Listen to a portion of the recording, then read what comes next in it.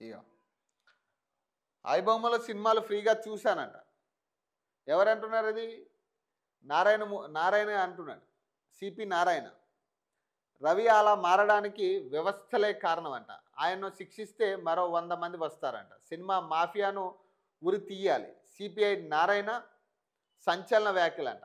ఒక హిడ్మాను చంపితే 1000 మంది హిడ్మాలు పుడతారంట.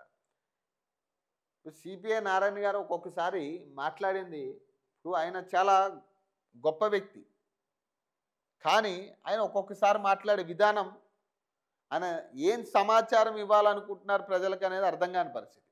ఇప్పుడు ఇక్కడ పైరసీ ఒకటే కాదు ఆయన చేసింది. నేను మొన్న కూడా చెప్పిన, పైరసీ సినిమాల పరంగానే ఆయన చూడొద్దు. చాలామంది డేటా హ్యాక్ అయింది అంటున్నారు.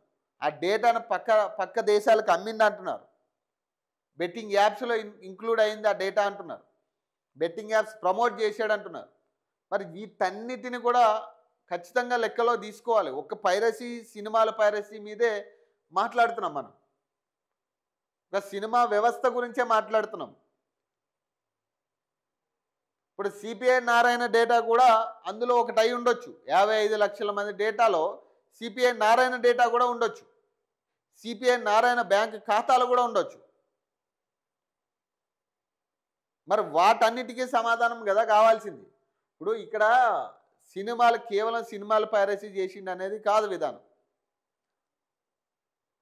మొత్తం అన్నిటినీ మనం లెక్కలో తీసుకోవాలి. ఒక సినిమా వ్యవస్థ గురించే మనం మాట్లాడద్దు. ఒక సినిమా యాంగిల్ నుంచే మనం ఐబొమ్మ రవిని చూస్తున్నాం తప్పితే చాలా ఇతర విషయాలు, మనకు తెలియని విషయాలు చాలా ఉన్నాయి.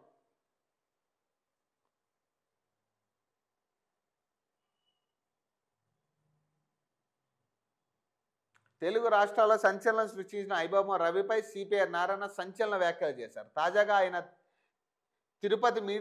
తిరుపతిలో మీడియాతో మాట్లాడుతూ ఐబొమ్మలో తాను సినిమాలు ఫ్రీగా చూశానని హాట్ కామెంట్ చేశారు.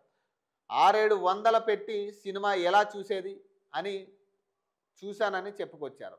ఒకరు మంచి చేస్తే మరొకరు చెడు చేస్తారని అన్నారు. అద్భుతమైన తెలివితేటలు ఉన్న రవి అలా మారడానికి కారణం ఈ వ్యవస్థలేనని అసంతృప్తి వ్యక్తం చేశారు.